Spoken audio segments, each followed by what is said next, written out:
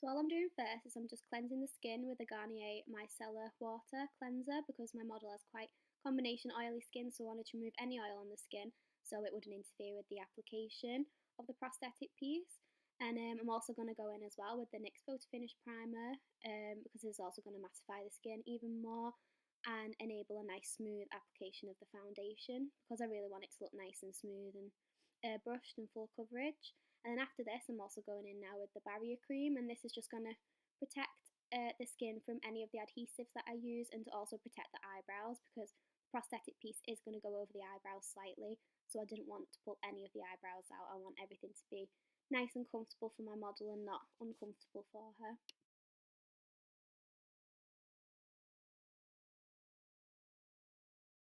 So all I'm doing now is I'm measuring the prosthetic against my model's face because the nose part of my prosthetic actually covered the model's nostrils. So I just wanted to measure it just to make sure that she was comfortable and that she didn't have a problem breathing through her mouth because I know that can be quite uncomfortable.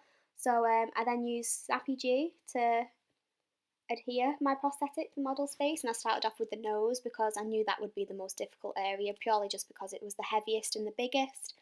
And then I felt like the top half on the forehead was a lot easier to stick down, so I went in there with my paintbrush just to finish off the edges because it wasn't as heavy, so I knew I wouldn't have any issues and it wouldn't be falling off. But really, the nose was the heaviest part of the prosthetic, so I was preparing myself just to apply extra adhesive around the nose just to make sure that I didn't have any problems and it didn't come loose in any places.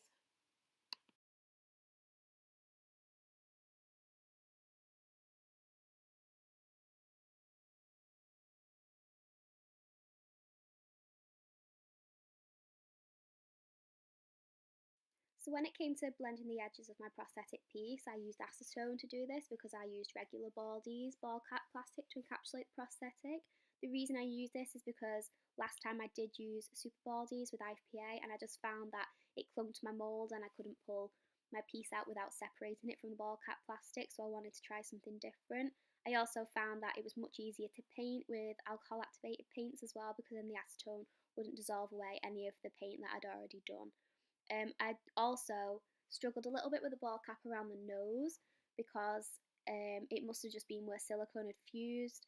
So I had to actually cut this bit off and just fill in the gaps with a bit of sculpt gel, which was a bit of an annoyance, but I managed to blend it out really well. And I knew that I could just go over it with a bit of paint and some airbrushing as well, just to hide any of the rough edges.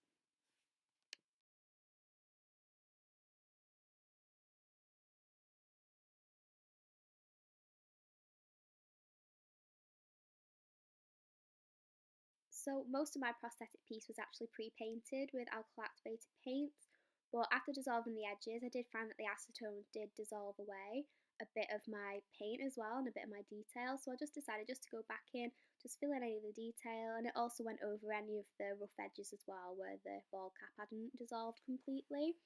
I found this quite nice to do because it did hide some of the rough edges, so it made the prosthetic look a lot smoother than it actually was because I wasn't really that happy with the way the edges looked.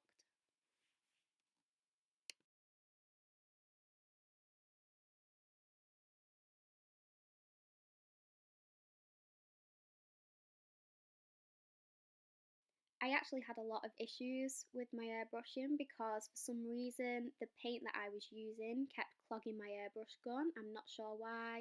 I couldn't figure out why. I thought maybe there was a bit of leftover ball cap plastic in there, but it was completely clean.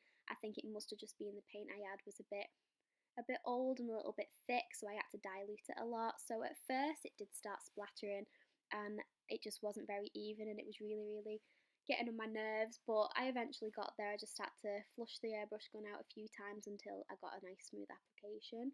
So all I'm doing is I'm just applying the blue paint all over the model's face. I wanted to leave a little section of the face clear as well so you could see the foundation and the makeup. So I just started filling in the gaps and blending in the prosthetic with the actual skin just to make it look a lot more natural and like the prosthetic was growing out of the skin.